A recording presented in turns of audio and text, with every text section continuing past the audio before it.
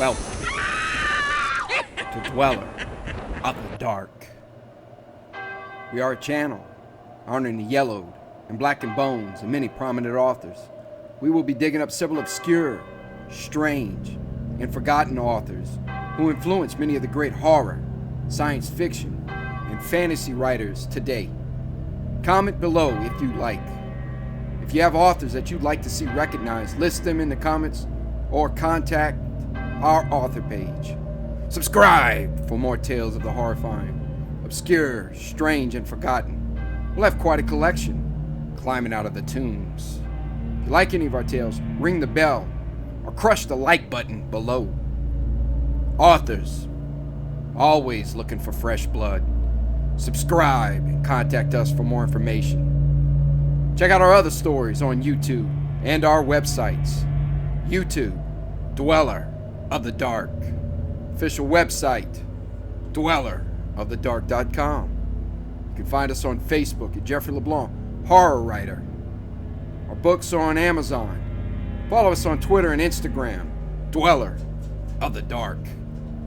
Support us on Patreon and Bandcamp.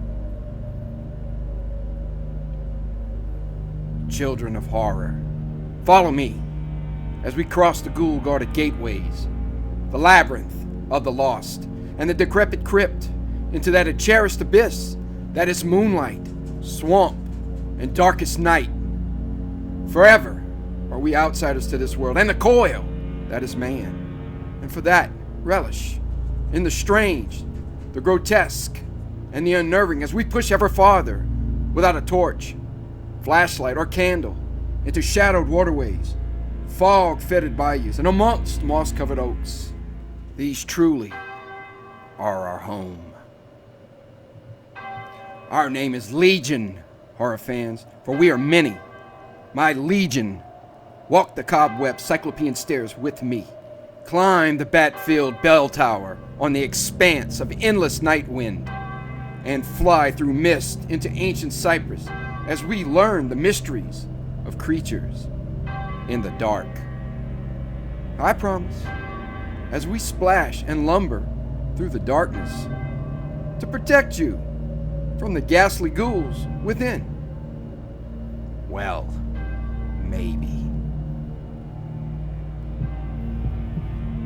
Our heart beats in a rat-covered tomb.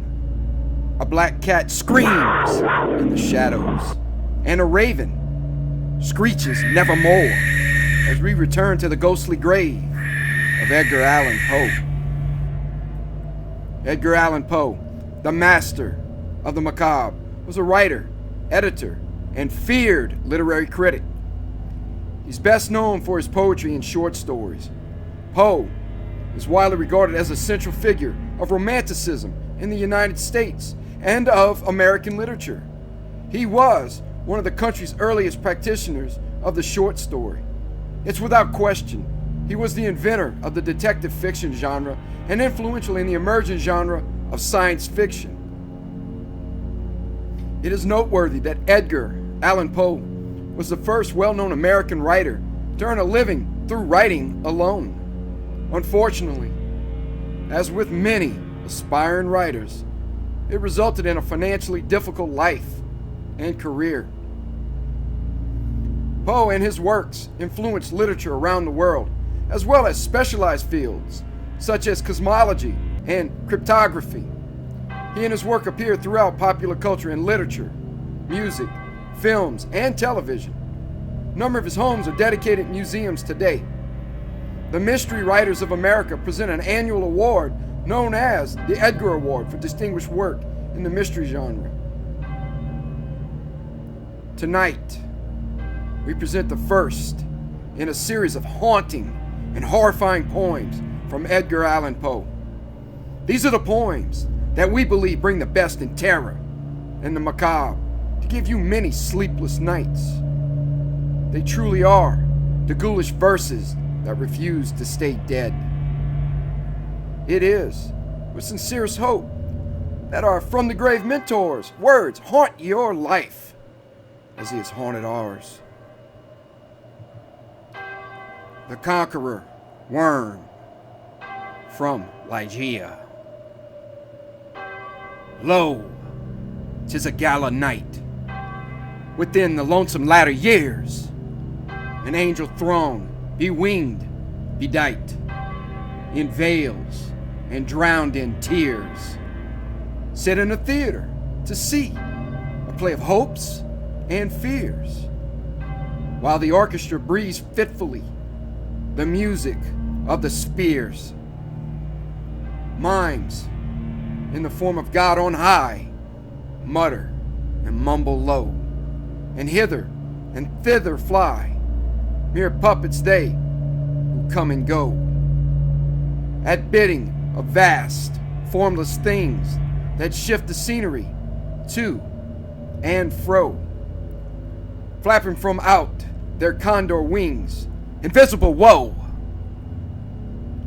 That motley drama, oh, be sure, it shall not be forgot, with its phantom chased forevermore by a crowd that sees it not, through a circle that ever returneth in to the self-same spot, and much of madness and more of sin and horror, the soul of the plot.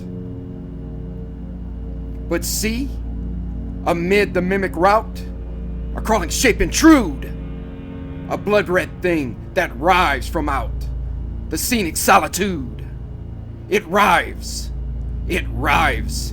with mortal pangs. The mimes become its food, and seraphs sob at vermin fangs, in human gore imbued.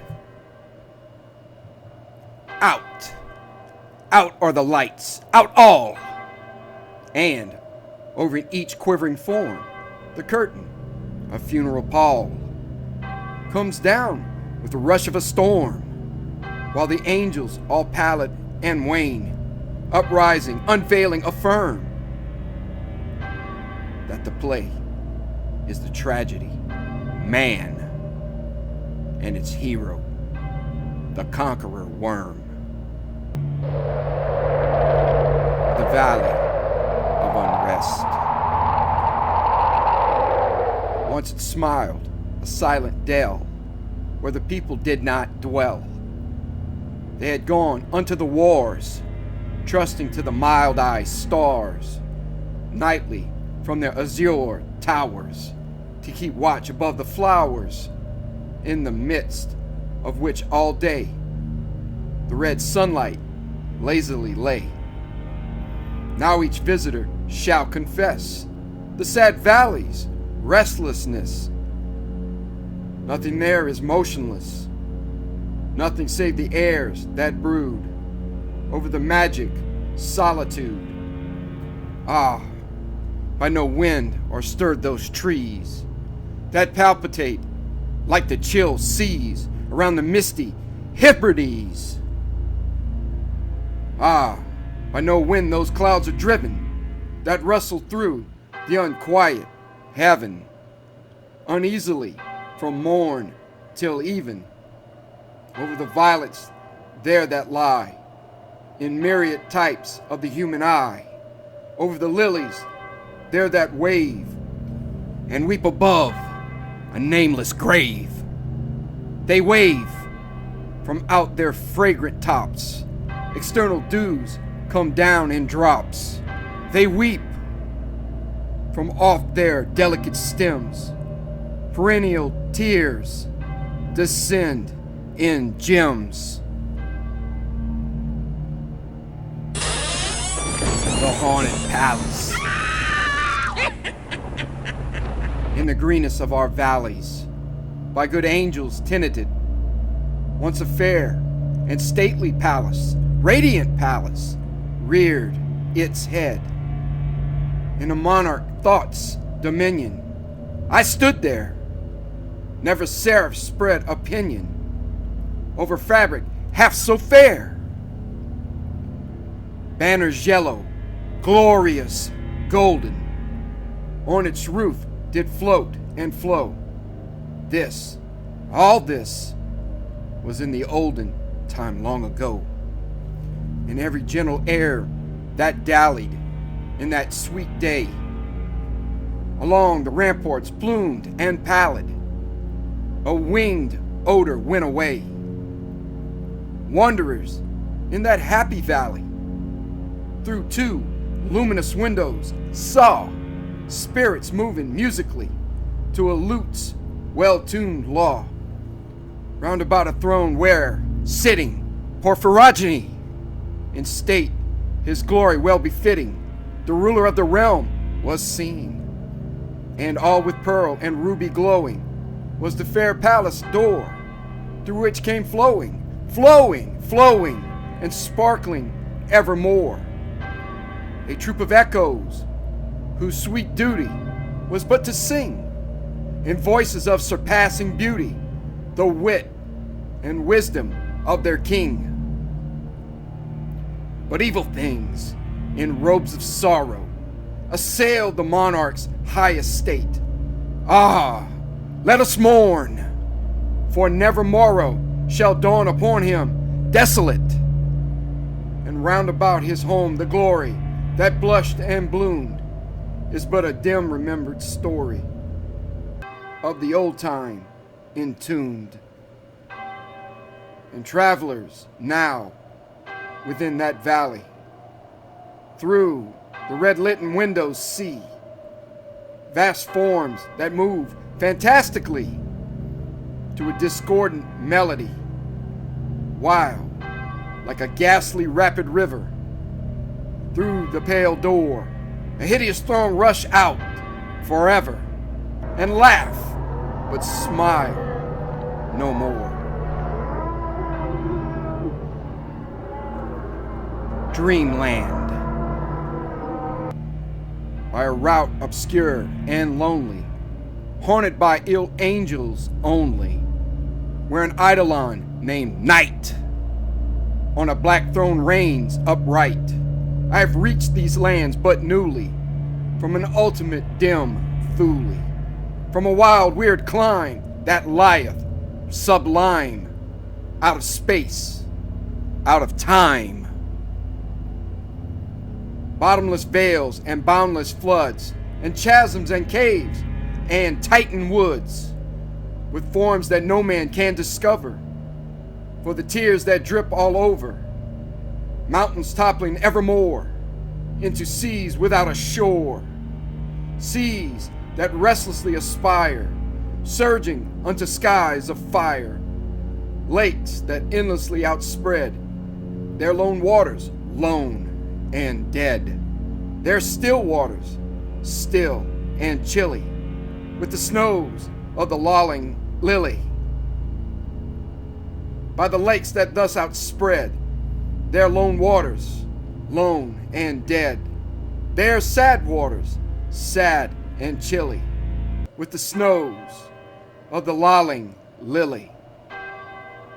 By the mountains near the river, murmuring lowly, murmuring ever, by the gray woods, by the swamp, where the toad and the newt encamp, by the dismal tarns and pools, where dwell the ghouls, by each spot the most unholy, in each nook most melancholy.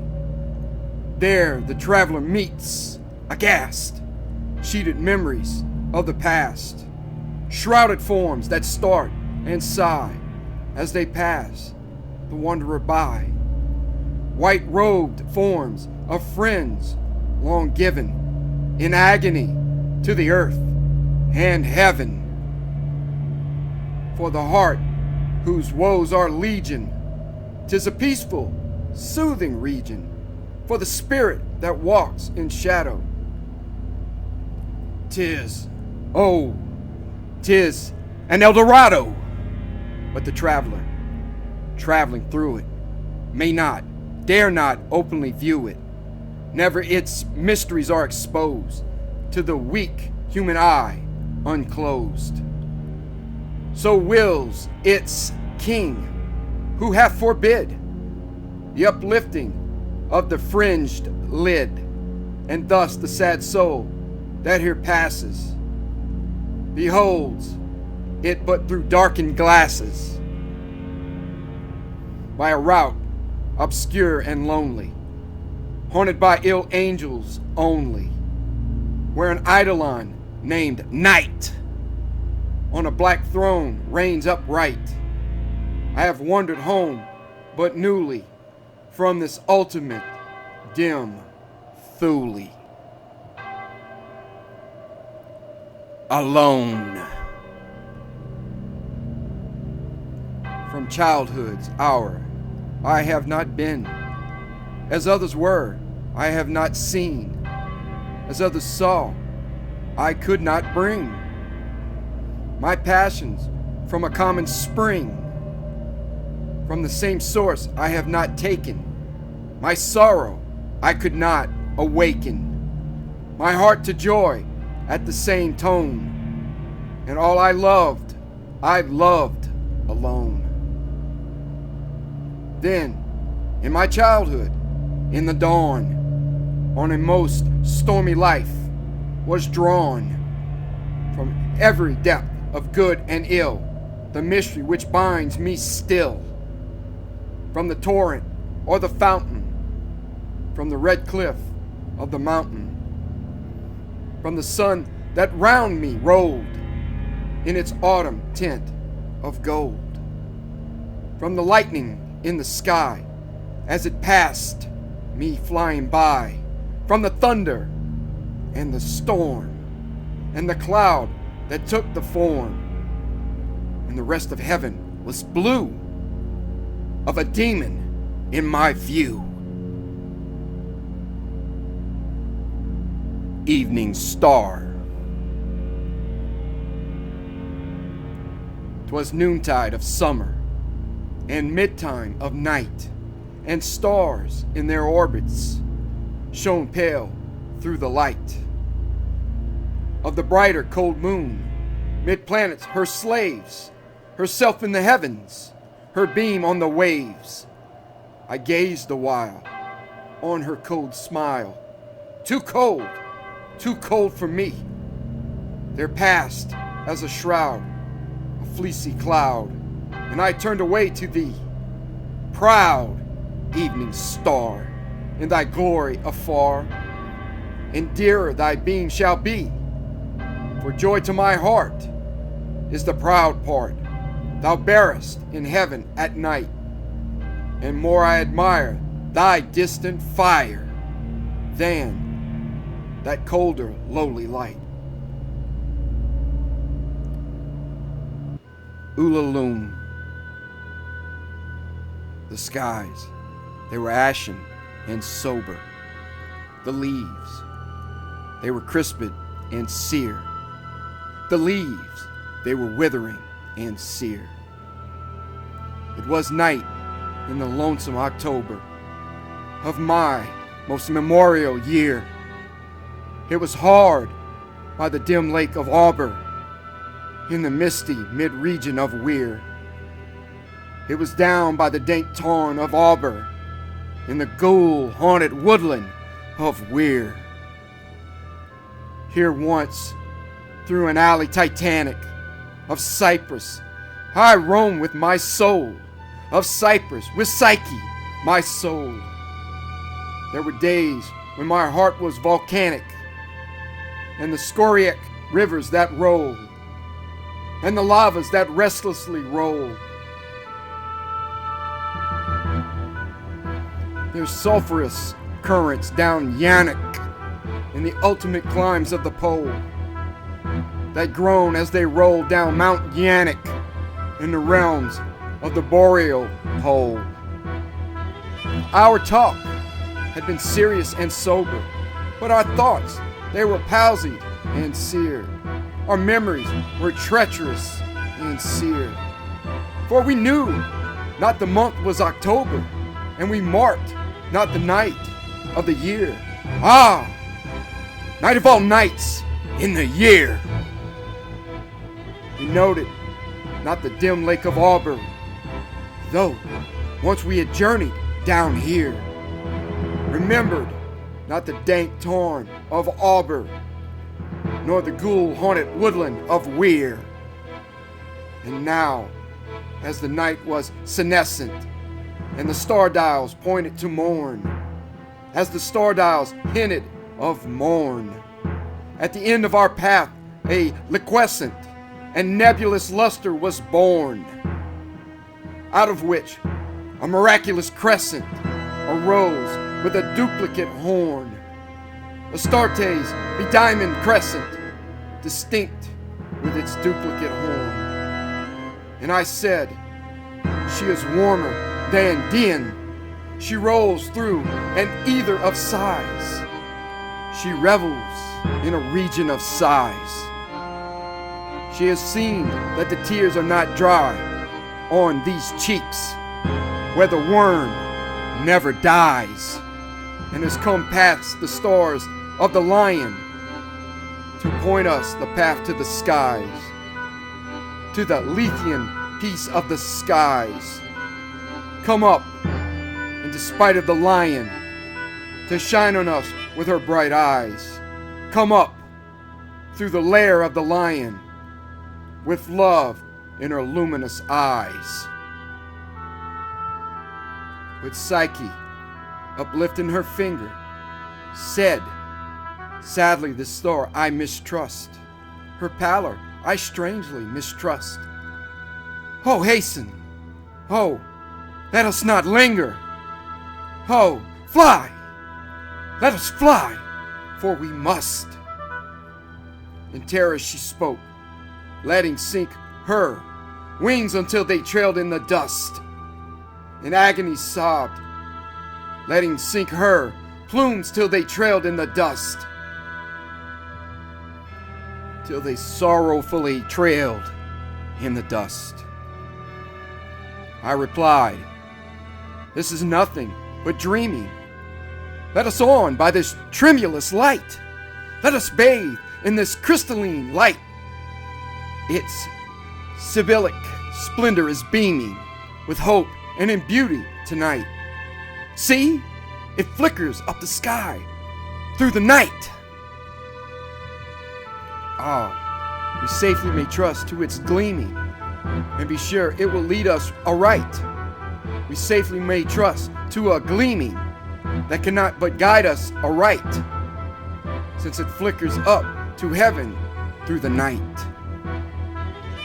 Thus, I pacified Psyche and kissed her, and tempted her out of her gloom, and conquered her scruples and gloom, and we passed to the end of the vista, but were stopped by the door of a tomb, by the door of a legend tomb.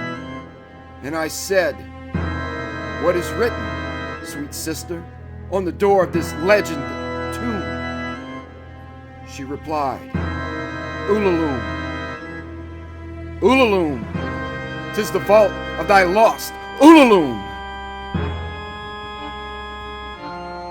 In my heart, it grew ashen and sober, as the leaves that were crisped and seared, as the leaves that were withering and seared. And I cried, it was surely October, on this very night of last year, that I journeyed down here, that I brought a dread burden down here, on this night of all nights in the year. Ah, what demon has tempted me here? Well, I know now, this dim lake of Auber, this misty mid-region of Weir. Well, I know now, this dank tarn of Auber, this ghoul-haunted woodland of Weir.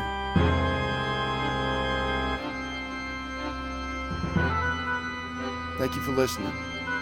Have a great night.